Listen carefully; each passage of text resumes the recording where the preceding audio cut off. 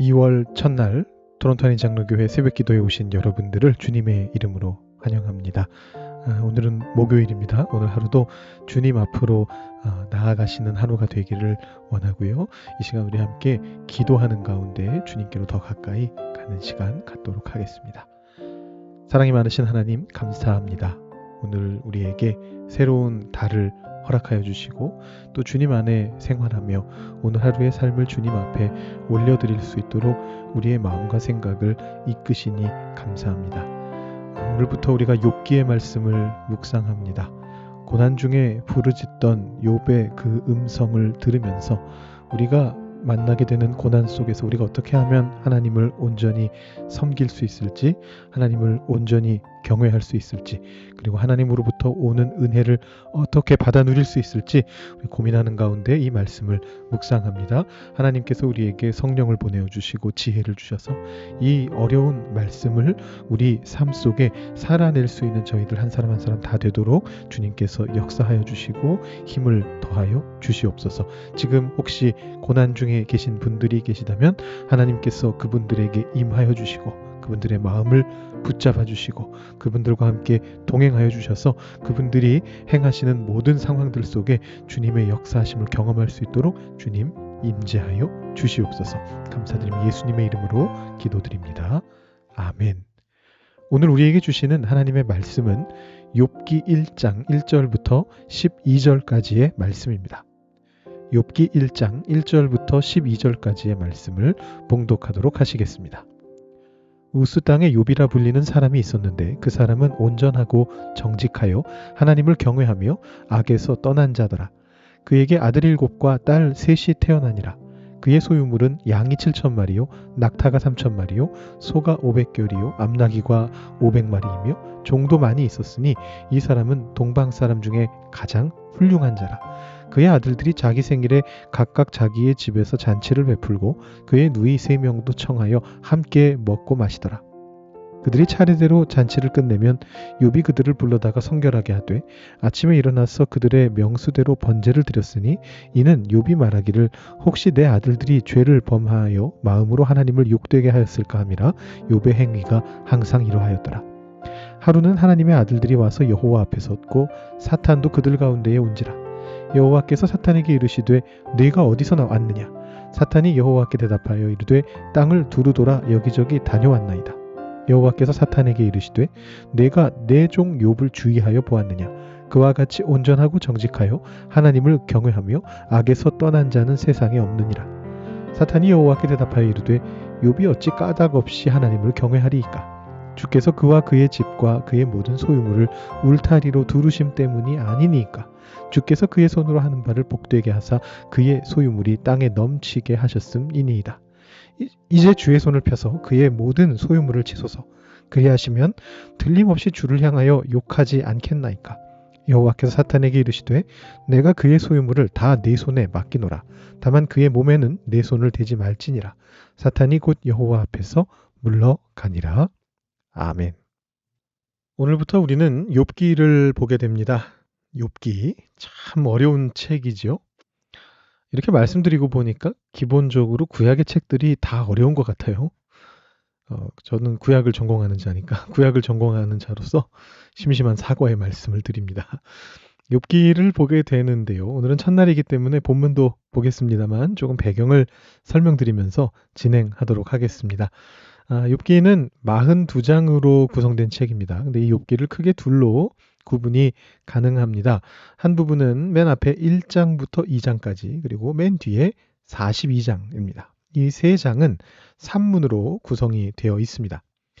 여러분 한글로 보시면 번역 때문에 그냥 다 비슷하게 느껴지시는데 이 원어를 보면 이게 확실하게 구분이 됩니다. 그래서 3장부터 41장은 운문으로 구성이 되어 있습니다. 즉 시입니다. 우리 주일에 소개해드렸던 윤동주의 시처럼 이 부분은 운문으로 작성이 되어 있습니다. 이러한 어떤 명백한 구분은 우리에게 이 두 부분을 구분해서 보라라고 알려주죠.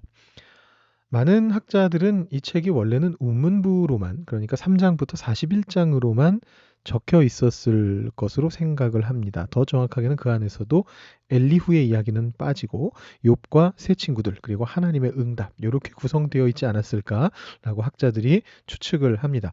왜냐하면 이 3장부터 41장까지의 내용이 굉장히 충격적인 내용이거든요. 신명기와 잠언의 사상을 어떻게 보면 거의 전면적으로 반박하는 그런 내용들을 담고 있습니다. 마침 우리가 요한복음 9장을 지난주에 보면서 이 부분을 다뤘지 않습니까? 어떤 사람에게 재앙이 닥쳤을 때 그것은 무엇 때문이냐? 이 고대 근동 지역 사람들은 그것을 죄 때문이라고 생각했다는 말입니다. 그것도 구체적인 죄. 분명하게 파악할 수 있고 시점과 장소를 정할 수 있는 그런 명백하고 구체적인 죄가 고난과 재앙을 가져온다라는 것이 이 시대 사람들의 일반적인 사고방식이었고 신명기와 잠언에 전해지는 그리고 그 책들의 영향을 받은 많은 성경의 책들에 적혀 있는 그런 내용들입니다. 그런데 욥기 3장부터 41장의 내용은 굉장히 충격적입니다. 고난이 죄와 무관할 수도 있다라는 그런 얘기거든요. 어떻게 보면 예수님이 요한복음에서 하셨던 그 말씀의 어떤 선구적인 책일 수도 있습니다. 이 사람의 죄 때문도 아니고 부모의 죄 때문도 아니고 하나님이 하실 일을 나타내려 하심이라 이 말씀인데 어쩌면 예수님께서 욥기를 묵상하셨을 수도 있을 것 같아요. 근데 이게 아주 충격적이란 말입니다. 그래서 이제 학자들의 대체적인 견해는 이 욥기의 굉장히 충격적인 내용을 조금 완화시키기 위해서 조금 후대의 어떤 사람이 그 앞뒤에 산문부를 붙여서 이 내용이 이렇게 신명기 신학하고 잠언하고 좀 이렇게 연결되게 만든 게 아니냐 이렇게 보기도 합니다. 근데 뭐 이런 학자들의 논의사항, 뭐 입장 이런 것들을 굳이 뭐 우리가 받아들이진 않더라도 제가 그냥 참고 삼아 말씀드린 거고요. 근데 이 운문부와 산문부를 나눠서 보는 것은 꼭 필요한 건 사실입니다. 욥기를 읽을 때. 왜냐하면 욥이 산문부를 모르고 있거든요.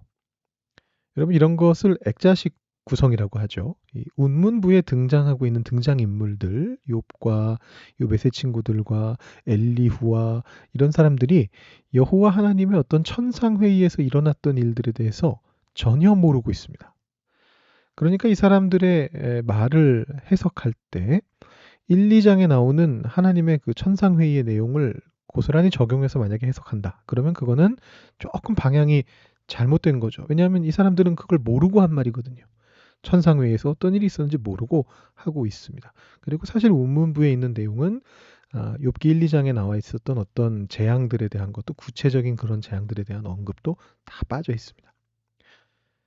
그렇기 때문에 우리가 이 사람들이 이 앞의 내용을 잘 모르는 상태에서 특히 하나님과 관련된 부분을 모르는 상태에서 이 말을 했다는 걸 우리가 인정하면서 그들의 말만 가지고 평가를 하는 게 맞겠다 이런 생각이 듭니다. 그래서 운문부를 산문부에서 조금 띄어서 우리가 해석할 필요가 있다. 이 말씀을 좀 드리고요.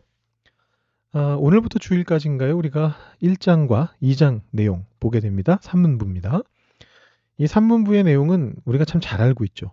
이 뒤에 욥의 말이나 뭐 다른 새 친구들의 말은 주의 깊게 전체를 다 읽어보거나 뭐 그 내용을 다 기억하지 못하시는 그런 분들도 이 앞에 산문부는 굉장히 친숙하게 알고 있습니다. 이 산문부가 크게 두 배경을 오가면서 묘사가 됩니다. 첫 번째는 욥의 상황이고 두 번째는 하나님의 상황이죠.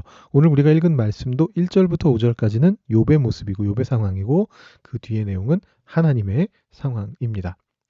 이 욥은 우스 땅에 있는 사람으로 나오는데 이 우스가 어딘지는 정확하게 모릅니다.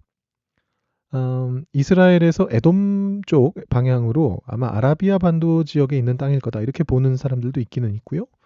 그냥 뭐 일반적인 용어다. 그 동방 지역을 통틀어서 부르던 어떤 표현 중에 하나다. 그렇게 이제 보기도 하고 여러 가지 이론들이 있는데 정확한 건 모릅니다. 근데 확실한 거 하나가 있는데 그 확실한 건 뭐냐면 거기가 이스라엘은 아니다라는 것이죠. 그러니까 이 욥은 이스라엘 사람이 아닙니다. 그런데 그 욥이 하나님을 도대체 어떻게 알았는가? 성경에 보면 이스라엘 사람이 아니지만 하나님을 알던 사람들이 있습니다. 살렘 왕 멜기세덱도 하나님을 믿었고요. 모세의 장인 이드로도 하나님의 제사장이었죠. 그러니까 뭔가 우리가 모르는 경로가 있었겠죠. 그는 하나님을 경외하는 사람이었다라고 그렇게 기록이 되고요. 복을 많이 받은 사람이었습니다. 그러니까 앞에서 말씀드렸던 어떤 신명기적인 잠언적인 그런 신학에서 이 사람은 의인입니다. 죄 없는 자, 훌륭한 자 이런 사람이죠. 그러면서도 겸손하고 온전한 사람이었죠. 그래서 자녀와 잔치를 하고 그 자녀가 혹시라도 술에 취해서 하나님께 실수라도 했을까봐 정결을 위한 번제를 드릴 정도로 아주 세심한 면이 있는, 인원수에 다 맞춰서 번제를 드릴 만큼 아주 세심한 그런 사람이었습니다. 그런데 이야기가 전환되면서 하나님의 천상회의 장면이 묘사가 됩니다. 6절부터죠. 이 천상회의는 성경 안에서 몇 번 묘사가 되는 장면인데 다른 예시들이 별로 유명하지가 않아요. 그래서 많은 분들이 이 욥기의 장면만 주로 기억을 하십니다. 그런데 열왕기상 22장을 보면 그 미가야라고 하는 선지자가 아합 왕 바로 앞에 가가지고 예언을 하면서 하나님의 천상 회의를 언급하는 그런 장면이 있습니다. 거기에서도 이 욥기와 마찬가지로 하나님과 천사들이 회의를 하고요. 천사들 중 하나가 아합을 꿰어서 전쟁에 나가게 해서 죽이기 위해서 자기가 거짓말하는 영이 되겠노라 이렇게 이야기하는 그런 장면이 나옵니다. 22절입니다. 열왕기상 22장 22절 말씀인데요. 굉장히 당황스럽죠. 천사가 거짓말하는 영이 될 수도 있습니까? 여러분 기억하셔야 할 게 있는데요. 이 하나님의 천상회의라고 하는 것은 실제 일어난 사건을 묘사하는 게 아닙니다. 여러분이 하나님의 천상회의에 도대체 누가 다녀왔겠습니까? 옛날에 펄시 콜레라고 하는 사람이 혹시 기억나십니까? 굉장히 옛날인데 저는 어릴 때입니다. 심지어 자기 천국에 다녀왔다고 그러면서 내가 본 천국인가 뭐 그런 책을 낸 적이 있었습니다. 아주 베스트셀러가 됐었거든요. 이 KFC 할아버지 같이 생기신 그런 분이셨는데 그런 분이 다녀왔을까요? 하나님의 천상회의에? 물론 바울도 3층 천에 올라갔다 온 적이 있다라고 말하긴 했는데 거기서 경험한 일은 자신은 밖으로 전할 수 없다 이렇게 얘기를 했었습니다. 다녀온 사람도 없고 뭐 아마도 거의 없고 설령 다녀왔다고 해도 말할 사람도 없습니다. 그러니까 이 천상회의라고 하는 것은요. 기본적으로 하나님의 뜻을 세상에 전하기 위해 예언자들이 말하는 어떤 양식, 방식 중에 하나였습니다. 여기 나오는 미가야의 경우도 그런데 열왕기상 22장의 미가야도 마찬가지인데 아합에게 이 전쟁에 나가면 당신은 죽게 된다. 이 전쟁에 나가지 않는 것이 하나님의 뜻이다라는 걸 알리기 위해서 그거를 표현하는 방식으로서 내가 하나님의 천상회의에 가서 천사들의 그 회의를 엿들었다. 거기에서 어떤 영이 너를 꿰기 위해서 거짓말하는 영이 되려고 한다는 얘기를 내가 들었다. 이렇게 이제 얘기를 하고 있는 거죠. 오늘 욥기의 이 산문부도 마찬가지인데요. 누가 올라가서 뭐 하나님의 천상회의를 보고 와서 그 이야기를 지금 쓰고 있는 게 아닙니다. 욥이 당한 고난이 어떤 의미로 하나님의 뜻인가를 설명하고자 하는 한 가지 방법입니다.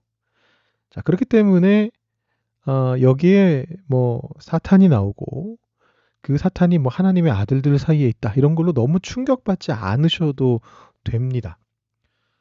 사탄이 뭐 천사 중에 하나인가? 그렇게 생각하실 필요가 없습니다. 이 자체가 일종의 양식이고요. 그리고 사실 더 나아가서 원어를 보면 이 사탄은 고유명사가 아닙니다. 이름이 아니에요. 정관사가 붙어 있거든요. 영어로 치면 더에 해당하는 THE, 더에 해당하는 정관사가 여기 붙어 있습니다. 그래서 여기서 말하는 이 사탄은 우리가 아는 그 사탄이 아니고 어떤 고발하는 역할을 맡은 천사로 그려지고 있다. 이렇게 보시는 게 맞습니다. 실제로 우리가 전에 묵상했던 민수기 말씀에 22장에 여호와의 사자가 발람의 나귀 앞에 나타나서 그 앞을 가로막는 장면이 나오는데 이 막는다라고 하는 동사 단어가 사탄과 같은 어근의 단어입니다. 명사형이고 동사형이고 그렇습니다. 그래서 이 사탄이라는 말 자체가 애초에 우리가 생각하는 그 사탄이 아니고 히브리어에서는 무언가를 막고 고발하고 방해하고 그런 걸 이제 가리키는 단어입니다. 그런 행동을 묘사하거나 그런 사람을 나타낼 때 쓰는 말이고요. 욥기의 산문부를 쓴 사람은 그게 누군지는 모르겠습니다만 여기 정관사를 붙여서 그 더 사탄, 그 사탄이라고 적은 거는 욥이라는 의인이 죄 없이 고난을 받은 것에 대해서 설명을 해주려고 하는 거죠. 하나님의 천상회의에서 결정이 있었다. 죄 없는 욥도 고난당할 수 있는 가능성이 있다. 거기에 사탄이라는 역할을 맡은 어떤 고발자, 방해자라는 역할을 맡은 천사가 이 일을 진행한 것이다. 이렇게 지금 해설을 해주고 있는 중입니다. 근데 이건 중요하지 않습니다. 어차피 우리가 이 논리를 떠날 거거든요. 욥기의 운문부 내용을 볼 때 그 내용 안에서 하나님의 뜻이 무엇인가를 찾기 위해 노력할 것이기 때문에 이 내용은 우리가 그냥 이런 얘기인가 보다 하고 여러분 그냥 보고 넘어가시면 됩니다. 아무튼 이 앞부분에서 첫 번째 천상회의 결정이 내려집니다. 11절 12절에 보시면 욥의 소유물을 빼앗아보라. 이유 없는 고난. 그것이 이제 테스트로서 주어지게 됩니다. 자, 이 이유 없는 고난에 대한 부분은 사실 우리가 욥기 전체를 통해 볼 내용이고요. 또 우리 내일 묵상 본문에 더 자세하게 나오니까 일단 빼놓고요. 오늘은 그 앞의 내용을 좀 가지고 묵상을 해보죠. 욥이 성결함을 지키기 위해서 노력했던 장면을 한번 살펴보겠습니다. 그들이 차례대로 잔치를 끝내면 욥이 그들을 불러다가 성결하게 하였다. 명수대로 번제를 드렸다. 이 얘기거든요. 혹시 마음으로 하나님을 욕되게 하였을까 봐.